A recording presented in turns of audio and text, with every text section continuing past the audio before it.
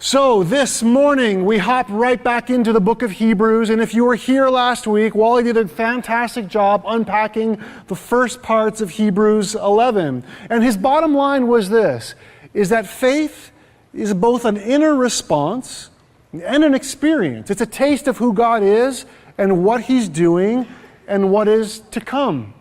So I want to pick up off those coattails, and this morning we're going to talk a bit about faith in terms of endurance. We're going to talk about faith in terms of holding out for something better. And finally, we're going to talk about faith in terms of getting weird. You're just going to get a little bit weird, just weird. So getting weird, here we go. Hebrews 11 continues like this. Each one of these people of faith died not yet having in hand what was promised, but still believing. How did they do it? They saw it way off in the distance, waved their greeting, and accepted the fact that they were transients in this world. People who live this way make it plain that they are looking for their true home. If they were homesick for the old country, they would have gone back anytime they wanted, but they were after a far better country than that, heaven country. And you can see why God is not ashamed to be called their God and has a city waiting for them. So the lead question is the most important one. How did they do it? And if you've ever spent time reading Hebrews 11 through the names and the stories of people that did some pretty amazing things, when I read it, my first feeling is, I can't do that. I don't think I have what those people had. And if you've ever felt those feelings, maybe there's something in this passage for you that is worth thinking about.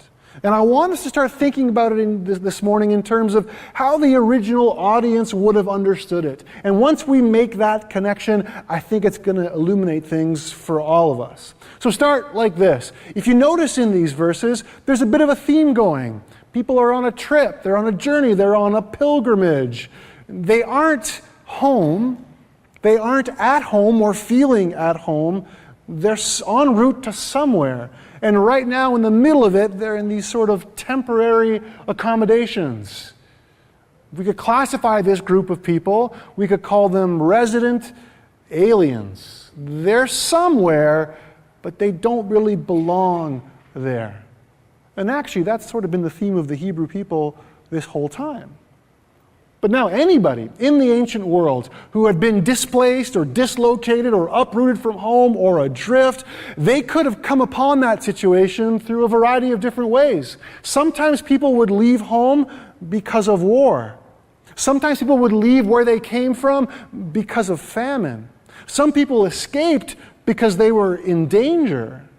But no matter why people would leave where they came from, their home, the end goal, the destination was always the same. They were working towards getting to a better place. The trouble was that as they traveled, as they were moving towards a better place and moving away from home, those temporary locations and situations weren't always that great. In ancient societies, foreigners had this lower status. They didn't have the privileges of citizenship. They didn't have the social connections or support networks. They were vulnerable to abuse, to insult, to loss of property, and in extreme cases, death. Because the bottom line was this: nobody liked these people. Nobody wanted them around. They didn't belong, and they were looked down upon in shame. So here's the twist for us, though. What does Hebrews say about how God looks at people who don't quite fit in? The spiritual sojourners who have left where they are from for something better? Hebrews says that God is not ashamed of them. So for the followers of God who feel like they just don't belong, that they just don't fit in, the ones that intentionally take the hard way because they've submitted themselves and submitted their lives for something better, Hebrews says God is proud of those people even if nobody else is. And so Hebrews 11 is littered with examples of people who were resident aliens. people who were displaced in this world, people who were able to see God's distant promise of redemption, people who remained faithful to that promise, even if they knew that that promise would not fully come to pass in their lifetime, which is the big challenge for us even today. If you've caught little glimpses of God's renewal, if you can see His promise out there in the far off distance, will you hang on? Can you remain faithful even if you never get to see the fullness of God's promises come to bloom in your lifetime? Simply put, can you keep going with what you know to be true, even if your life sucks? Even if things are not working out the way you want them to? Maybe this might help. There needs to be a necessary change of emphasis. In some of life's situations, it is impossible to conquer, escape, become mighty, or victorious. The powers are too great, the circumstances beyond our control.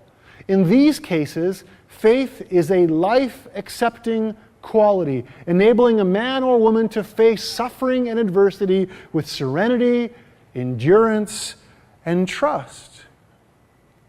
So then, to have faith is to continue to follow Jesus even when you don't feel like it. To have faith is to remain devoted to Jesus even if you're suffering pain or if you're in a place of disappointment. To have faith is to believe that God is going to make good on His promises even if you don't see them come to pass in your lifetime. So with that, the first hard question that Hebrew throws at us is this: are you hanging on? Or are you about ready to give up? Have you had conversations with God lately? Maybe audibly, maybe in your head, saying, God, this sucks. My life is not working out the way I hoped that it would. God, you know what I've been through. You know the pain. You know the disappointment. You know I'm discouraged. You know I've tried really hard and things don't quite work out. Not everyone or everything is cooperating. God, I feel like pulling the ripcord. I've got good reason to do it too. If that's you today, if that's the headspace and heart space you find yourself in, Hebrews says to you, hang on. Hang on. And if you feel out of place, if you feel like you don't belong, then Hebrews says, good. That's the way you're supposed to feel. And when you feel that way, God is proud of you.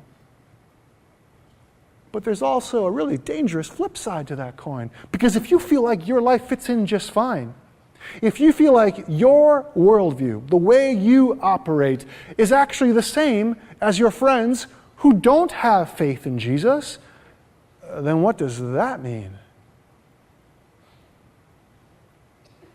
So then, to be faithful to God is to hang on to His promise that He is making everything new, even if you can only see it from a far-off distance.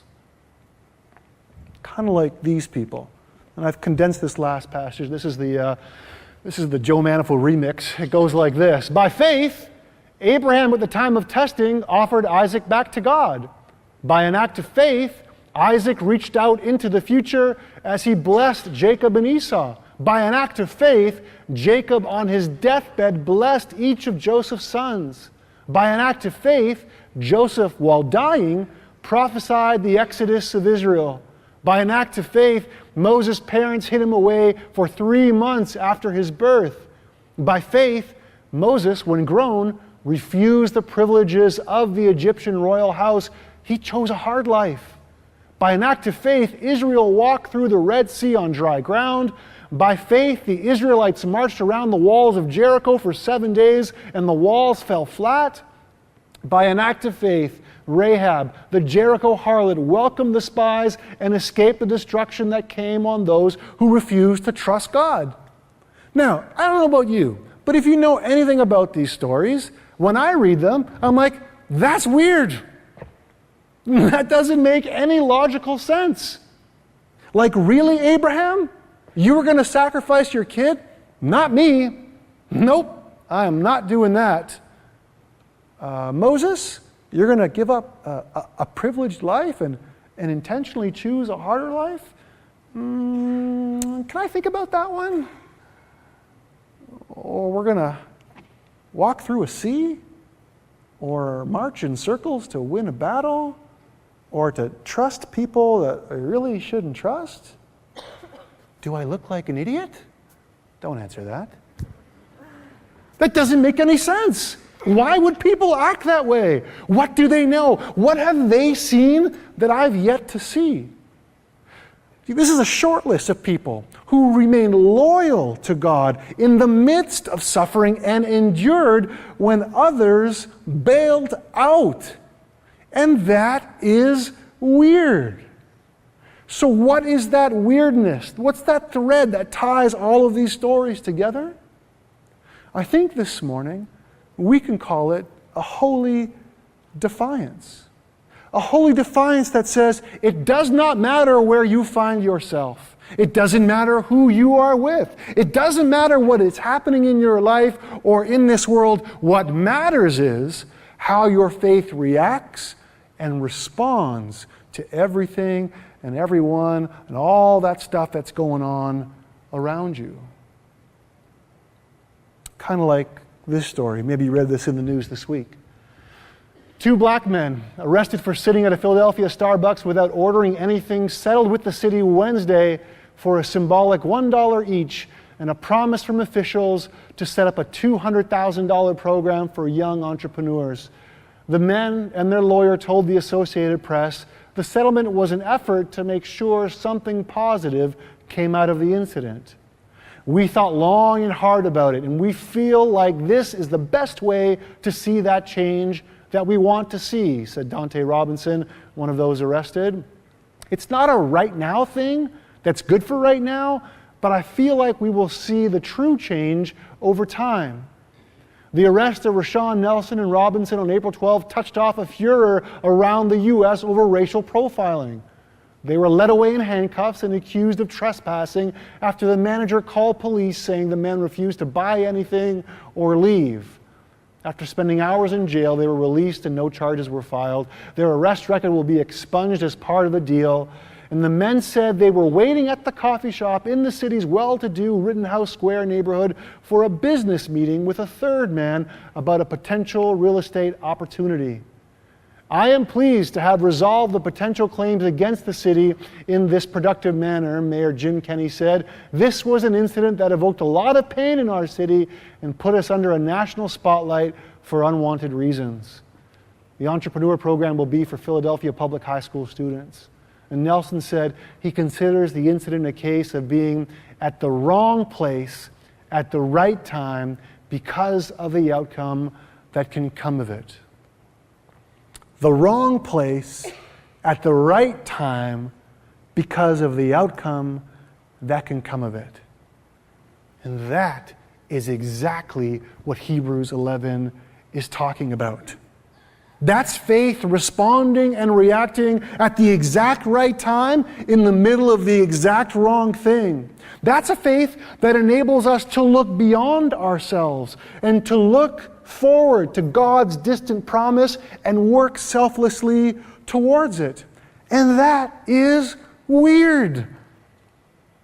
Do you know what the unofficial slogan is for the city of Portland, Oregon? Anyone? Keep Portland weird. I wonder if we can borrow that. Keep Christians weird.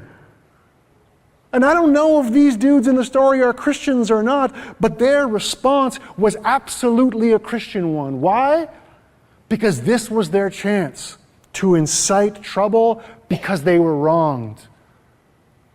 But they didn't. This was their chance to cash in. But they didn't. This was their chance to make it all about themselves, but they didn't. Instead, what we see is that thread of holy defiance.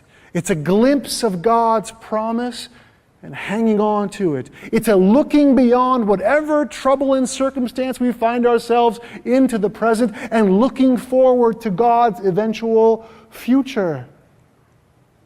And that is the kind of thing that makes God proud. Why? Because it's the beginning of His new world. So then the tough question for you and I this morning here is this. Have you positioned your life in such a way so that there's a little bit of holy defiance? Like Abraham, Isaac, and Jacob, and the two guys from Starbucks. So that the next time trouble hits in your life, that you will react and respond in faith. Instead of reacting with, I've been wronged, I'm going to make a big deal out of this. Instead of reacting like, I'm going to maybe cash in on this one. Instead of reacting like, hey, I'm going to make this all about me. Because when we act in those ways, that is not the Christian way. Do you know what the Christian way is? The Christian way, Hebrews says, is to get weird. Get weird on those situations. And getting weird in your life might look different than getting weird in my life. For some of you, getting weird might mean being vulnerable instead of trying to be a tough guy. Maybe for you, it's about quitting your job. Maybe for you, it's about giving away more money than you can afford. Maybe for you, it means you open your house to someone who has no place to stay and can't pay rent, and you look after them as long as they need looking after. And one more here that's totally going to get me in trouble, so please send your complaints to Allison@lakeviewchurch.com. Here we go. Ready? Maybe, for some of us parents, maybe getting weird might be, you know what? I'm not going to put my kid in every single sporting event, lesson, or class, or experience so that they can get ahead in life.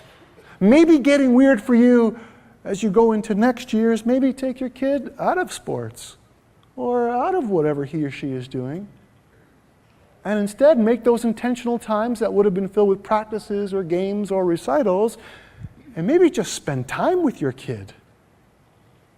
Like just intentionally hang out and get to know them and love them. Maybe something like that is how you enact your faith. Something like that breaks you out of the norm and makes you super weird. Because listen, you may never run into a confrontation at a Starbucks. But what does your life call for? What does your time call for? What does responding and reacting in faith look like in your life? And if you're still not quite sure what that might look like, Hebrews 11 offers us a few last weird examples that might make it click and all the dots connect for you this morning. It explains it like this. I could go on, but I have run out of time. There are so many more. Gideon, Barak, Samson, Jephthah, David, Samuel, the prophets. Through acts of faith, they toppled kingdoms, made justice work, took the promises for themselves. They were protected from lions, fires, and sword thrusts, turned disadvantage to advantage, won battles, routed alien armies. Women received their loved ones back from the dead. There were those who under torture refused to give in and go free, preferring something better, resurrection. Others braved abuse and whips, and yes, chains and dungeons. We have stories of those who were stoned, sawed in two, murdered in cold blood, stories of vagrants wandering the earth in animal skins, homeless, friendless, powerless. The world didn't deserve them, making their way as best they could on the cruel edges of the world. Not one of these people, even though their lives of faith were exemplary, got their hands on what was promised. God had a better plan for us, that their faith and our faith would come together to make one completed whole, their lives of faith not complete apart from ours. So then, where does a faith-filled life lead to? Something better. But not the something better pitch that often gets marketed in our direction. Make it better for me. How is it going to work out to upgrade my life? What do I get out of this deal? It's none of that. It's weirder than that. It's to be Christian, to be actively faithful. It means there has to be something better for me, not only for me, and not only for you, but actually it's got to be better for everyone, including, as Jesus would say, our enemies. So if our faith is closed, if it's individualistic, if it only cares about what's in it for us, then it's not what Jesus was talking about. It's not that distant promise that those people who were sawed in two and murdered in cold blood saw in what they were hanging on to. But if you look around your life, if you look around your city, if you look around your world and you think to yourself, man, there's got to be something better than this, then that, my friends, is where it all starts. That is the beginning of God's new world. So Hebrews puts the challenge out to you and I and says this: put your faith on the offensive. Anticipate heaven. Risk it all. Hold out for something better, God's better. And if you still remain unconvinced, and you're wondering, man, do I have it in me? Am I good enough? Can I be a part of that? May this last list of names we read in Hebrews be an encouragement to you. Look at this lot. Gideon was a fraidy cat. Barak was hesitant and slow to act. Samson squandered his gift. Jephthah was rash. David couldn't keep his hands to himself. And Samuel was careless. Yet there's this thread of holy defiance, this focus on this distant promise, this expectation that God has something better, and that somehow He is able to overpower all of our failures, and that ultimately holds everything and everyone together. And today, my friends, that list of faith-filled misfits on a mission, whose failures have been overpowered by God's goodness, includes you, and thank God it includes me.